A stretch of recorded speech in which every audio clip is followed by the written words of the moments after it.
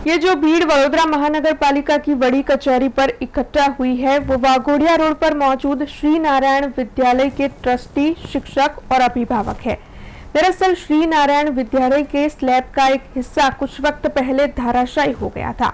और ये वीडियो जो सामने आया था जिसमें स्लैब का हिस्सा धराशायी होता हुआ दिखाई पड़ रहा था वो काफी ज्यादा भयावह था। इस मामले के बाद इस विद्यालय को सील कर दिया गया था जिससे बच्चों की पढ़ाई भी रुक गई। हालांकि बच्चों की शिक्षा अनिवार्य है जो किसी भी हाल में नहीं रुकनी चाहिए,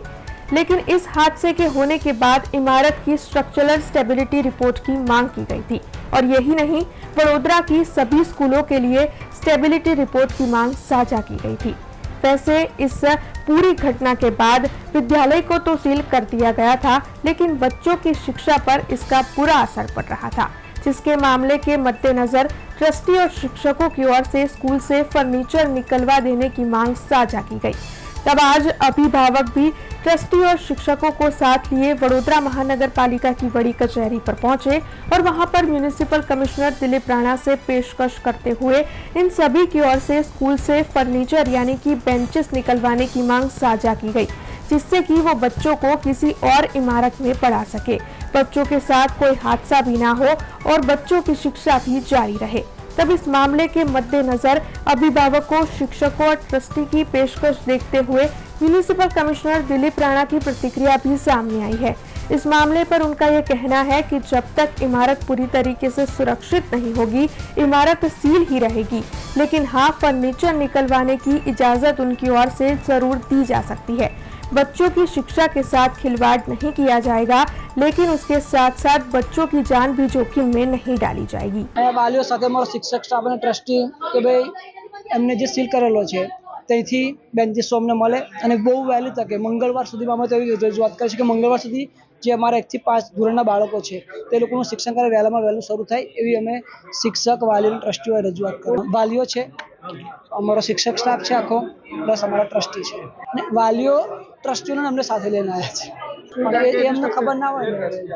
નહીં, અમે વાલીઓ જોડે ના સહકારમાં આવ્યા છે। અમે શિક્ષક તરીકે તો અમને ખબર ના ને બધી વસ્તુની, અમને વાલીઓ કીધું કે સાહેબ અમે તમારા જોડે આવો એટલે અમે આવ્યા છીએ। એમની સ્કૂલ પડી એટલે જે એમના જે સ્ટ્રક્ચર સ્ટેબિલિટીના એક્સપર્ટ એન્જિનિયરે એમને આપ્યું હતું એ ખાલી દેખીને એને આપ્યું હતું બિલ્ડિંગ, એમને ચકાસીને કે નોન ડિસ્ટ્રક્ટિવ ટેસ્ટ કરીને કે એવું કોઈ પણ પ્રકારનું એમને સ્ટેબિલિટી સર્ટિફિકેટ આપેલું હતું જ નહીં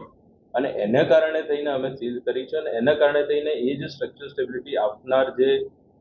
પણ કન્સર્ન ઓથોરિટી કે જે પણ એન્જિનિયર્સ હતા એમને પણ અમે સસ્પેન્ડ અમારા પેનલમાંથી, ઉડાની પેનલમાંથી અમે કર્યા છે।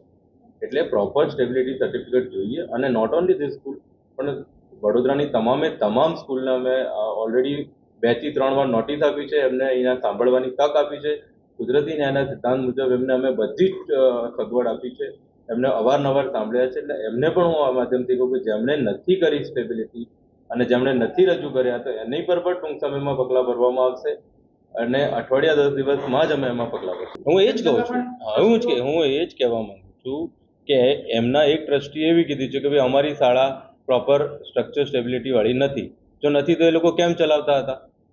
અને કેમ એમણે આ સર્ટિફિકેટ રજૂ કર્યું અને ખોટું સર્ટિફિકેટ રજૂ કર્યું એટલે અમે એમને સસ્પેન્ડ કર્યા છે, એટલે જ અમે સીલ કરી છે અને જ્યાં સુધી આ પ્રોપર સ્ટેબિલિટી નહીં આવે ત્યાં સુધી આ સ્કૂલ બંધ જ રહેશે, સીલ જ રહેશે અને આ સિવાય અન્ય સ્કૂલને નહીં આવે તો એ પણ સીલ કરશે। મેં કીધું આ બધા વાલીઓની સામે પણ હું કહું છું, સીલ જરાય ખોટી રીતે નથી કર્યું, એમના બાળકોની સુરક્ષા માટે જ્યારે સ્કૂલ પડી એના પછી અમે સીલ કર્યું છે અને સુરક્ષાના ભાગરૂપે શહેરની તમામ સ્કૂલનો અમે ચેક કરી રહ્યા છીએ, સ્ટેબિલિટી સર્ટિફિકેટ માંગી રહ્યા છીએ। કોઈ પણ વાલી એમ કહેતું હોય કે અમે ખોટી રીતે સીલ કર્યું છે તો આ સ્કૂલનો જે બિલ્ડિંગ પડી છે એનો બનાવ જે પ્રસ્તાવિત કરે છે કે એ અમે सील साची रीते કર્યું છે। हमसे जुड़े रहने के लिए हमारे YouTube चैनल को सब्सक्राइब करें और नई वीडियो की नोटिफिकेशन के लिए बेल आइकॉन को दबाएं।